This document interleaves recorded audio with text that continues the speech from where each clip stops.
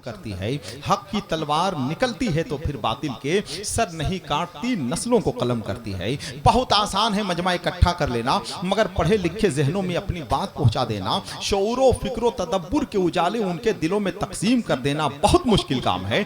बहुत आसान है दो जुमले कहकर वाहवाही लूट लेना, मगर दो जुमलों के हवाले से दिलों को पाक साफ कर देना बहुत मुश्किल काम है। आपने देखा कि कई ज़बान में हज़रत अल्लामा अलाउद्दीन साहब चतुर्वेदी गुफ्तगू करने का शरफ हासिल कर रहे थे। बहुत सारी तहरीकी आपको मिली हैं, बहुत सारे पैगामात आपको मिले हैं। अल्लाह रब्बुल इज़्ज़त से हम दुआ करेंगे कि उन तहरीकों पे आप अमल करना शुरू करें, उन पैगाम को लेकर अपनी नस्लों तक पहुंचाएं कि शायद जलसे की मेहनत वसूल हो जाए, जलसे की ये मशक्कत वसूल हो जाए, जलसे का खर्च वसूल हो जाए। जब भी हो सकता है जब आप इन तहरीक और इन पैगामात पे अमल करने की कोशिश करेंगे। अल्लाह रब्बुल इज़्ज़त हमें और आपको अमल की बेहतरीन तौफीक अता फरमाए। हम आपकी खिदमत मुबारकबाद पेश करते हैं। एक शख्स फैजान शेर नेपाल से मालामाल हो रहा है। क्या ही अच्छा होगा कि जाना हजरत अल्लामा अलाउद्दीन साहब चतुर्वेदी के बाद आपकी नजरें जहां टिकी हुई हैं, हमारी भी नजरें वहीं टिकी हुई हैं, नजरें हमारी भी वहीं लगी हुई हैं। मैं ये चाहूंगा कि आप जिस अंदाज से इंतजार कर रहे हैं,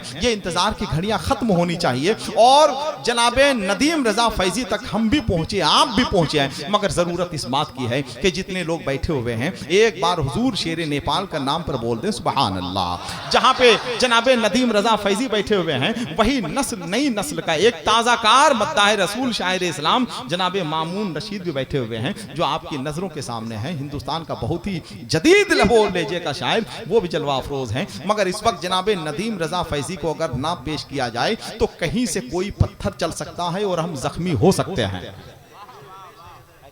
इसलिए कि आप बहुत शदीद उनका इंतजार कर रहे हैं और शिद्दत के साथ इंतजार कर रहे हैं, इस अंदाज से इंतजार कर रहे हैं जैसे अल्लाह के नेक बंदे अपनी मौत का इंतजार करते हैं, जैसे रोजेदार इफ्तार का इंतजार करते हैं, जैसे कश्मीर के लोग बारिश का इंतजार करते हैं। ये इंतजार की घड़ियां खत्म हो रही हैं। लेकिन कहा गया है कि जब ऊंट से दोस्ती करना हो तो अपना दरवाजा ऊंचा कर लेना चाहिए। जरा दरवाजा ऊंचा कर लीजिए, अपनी समातों का दरवाजा ऊंचा कर लीजिए।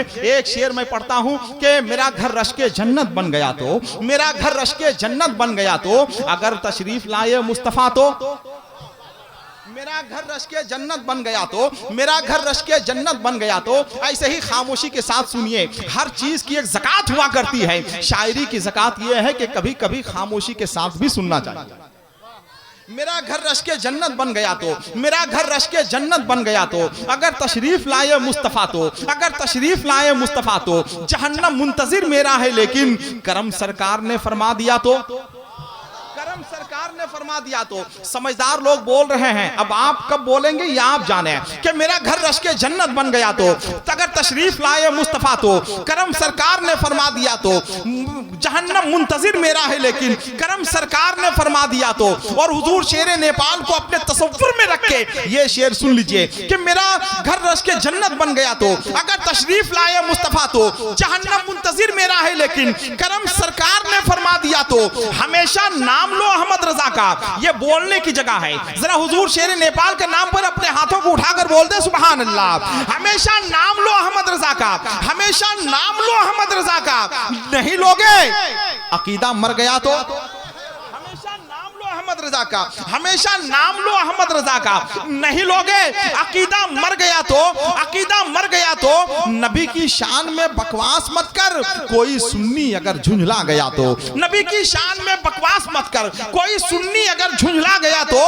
दुरूदे पाक मैं पढ़ता हूँ अतहर, अगर मैं पढ़ते पढ़ते मर गया तो।